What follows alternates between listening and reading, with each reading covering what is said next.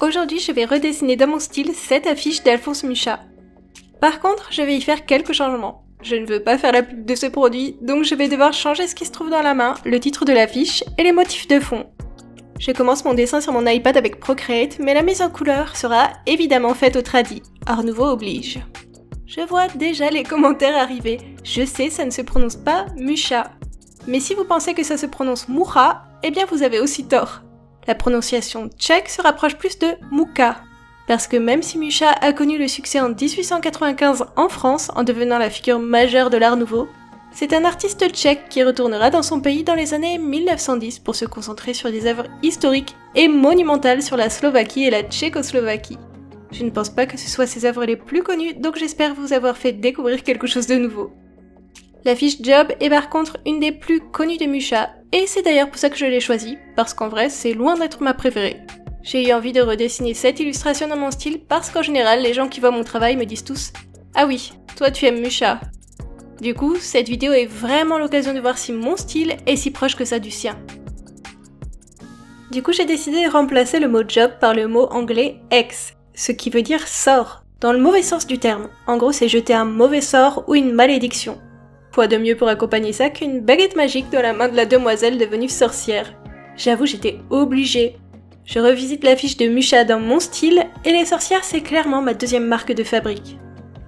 D'ailleurs on n'a pas vraiment posé les bases. Je sais que l'art nouveau c'est très connu, surtout dans le monde du dessin, mais est-ce que tout le monde est bien au fait là-dessus?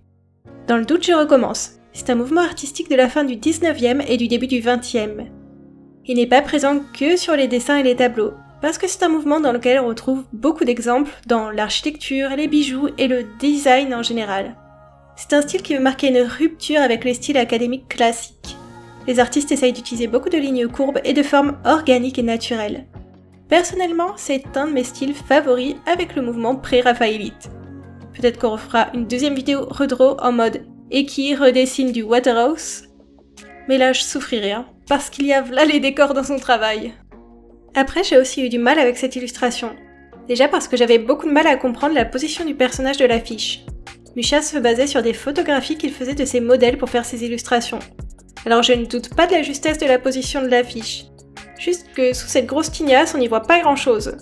Vous m'avez d'ailleurs normalement vu pas mal galérer avec le bras pendant le croquis. J'ai dû changer légèrement la position du bras, de la main et des jambes.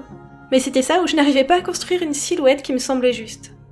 Après, le challenge du redraw, c'est une réinterprétation. On doit garder le sujet de base et la composition de l'œuvre, mais on peut y ajouter des modifications, en plus de redessiner dans notre propre style. Je précise, parce que le challenge du redraw, ce n'est pas un exercice de recopie. J'ai aussi pas mal galéré avec les cheveux. Je sais qu'en général vous aimez bien comme je dessine les cheveux, alors vous devez être refait aujourd'hui.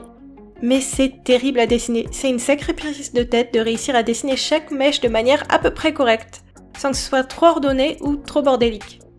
En vrai, si je lui avais juste fait un chignon, j'aurais probablement pu diviser mon temps de travail total par 2. C'est joli les cheveux Art Nouveau, mais faut du travail derrière, beaucoup de travail, de temps et de patience. Et je ne suis pas du tout patiente. C'est pour ça que même si dans ma tête j'avais décidé de faire cette mise en couleur à l'aquarelle, j'ai décidé d'y faire d'abord tous les ombrages au feutre à alcool. C'est une vraie technique de feignant, que je vous avais d'ailleurs déjà montré 2 fois dans des anciennes vidéos. On a plus de maîtrise avec les feutres à alcool et c'est plus facile de faire de gros aplats à l'aquarelle. Alors mixer les deux techniques, c'est vraiment la bonne idée. Surtout qu'on peut mettre autant d'eau qu'on veut par-dessus les feutres à alcool, rien ne bougera. Et inversement, c'est pareil.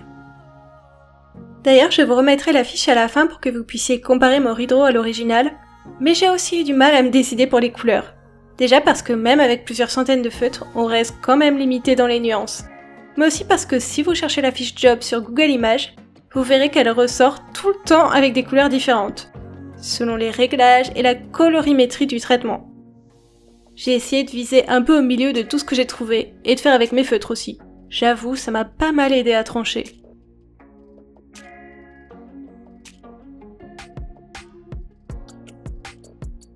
Quand j'ai décidé du sujet de cette vidéo, je me suis demandé comment ça se faisait que je ne m'étais jamais lancée dans un redraw de Mucha. Maintenant, ça me paraît juste une idée évidente. J'ai presque envie de redessiner tout son travail. D'ailleurs, il y a des artistes qui ont des séries complètes sur ce principe. Dans le fond, c'est peut-être pour ça que je ne l'avais pas fait moi-même. Mais refaire ce concept avec d'autres artistes que j'aime et qui m'inspirent, je trouverais ça trop sympa. Dites-moi en commentaire si ça vous plairait. En plus, ça serait l'occasion de peut-être vous présenter des cours artistiques ou des artistes que vous ne connaissez pas. J'avoue, aujourd'hui, je ne vous fais pas un exposé complet de l'art nouveau et de Mucha, parce que je pense vraiment sincèrement que c'est un sujet extrêmement connu et populaire. Après, je me trompe peut-être. Dites-le moi si c'est le cas. Je fais souvent des vidéos inspirées par l'art nouveau, alors j'aurai d'autres occasions de me rattraper si vous voulez en apprendre plus.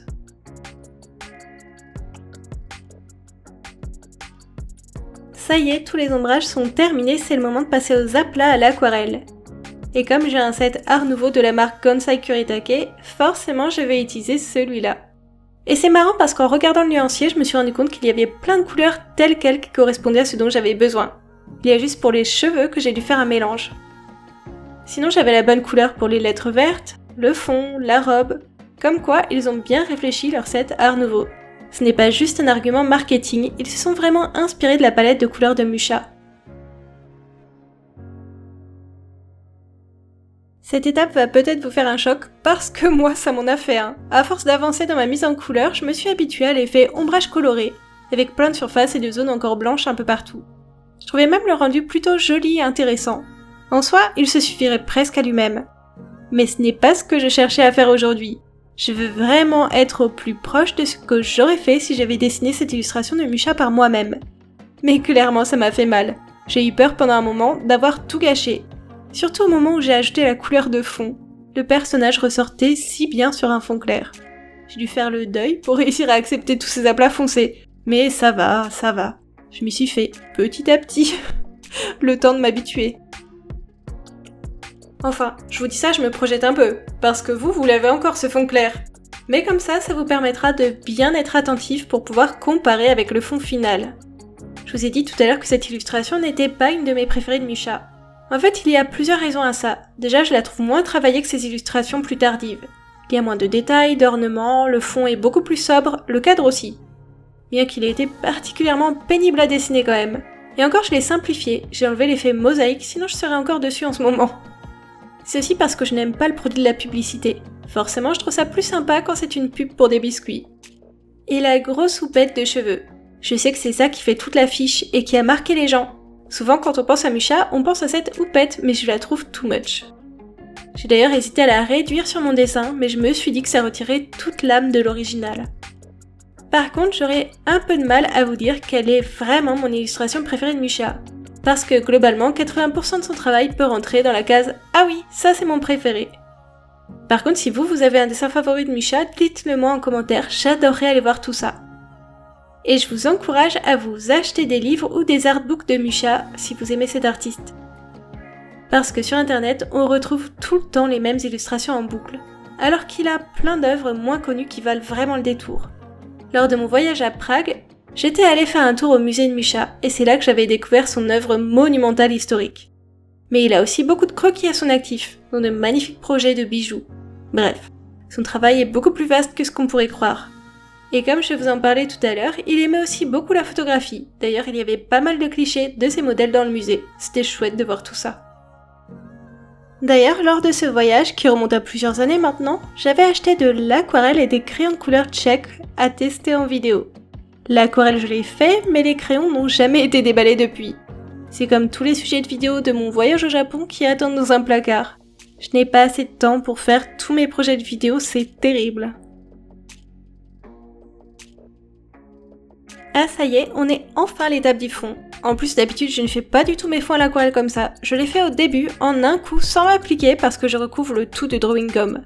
Mais aujourd'hui je n'avais pas le temps de faire ça. Ma vidéo a déjà un jour de retard donc voilà. Mais je préfère vraiment faire le fond en premier. Si j'avais eu le temps, je l'aurais fait. Je n'ai pas trop apprécié de voir autant m'appliquer et heureusement que le fond de l'illustration de Mucha est assez uniforme. J'aurais eu du mal à faire les effets de halo et de dégradé que je fais d'habitude en les travaillant petite zone par petite zone. On entre enfin dans les dernières petites touches de finalisation du dessin. Et enfin dans la fin de mon audio. Vous n'avez pas le contexte, mais il est 2h15 du matin là. Du matin de ce dimanche, oui. Qu'est-ce que je ne ferai pas pour vous? Le sommeil, c'est pour les faibles. En toute fin de vidéo, je vous remets la fiche de Mucha à côté de mon dessin. Ça vous évitera d'aller regarder l'original en début de vidéo.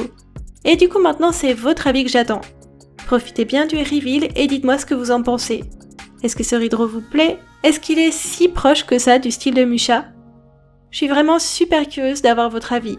Et j'espère que le concept du jour vous plaît parce que j'aimerais beaucoup le refaire avec d'autres artistes. Allez, sur ces bonnes paroles, je vous dis bonne nuit. Ah non, ça c'est pour moi. Pour vous c'est plutôt à bientôt.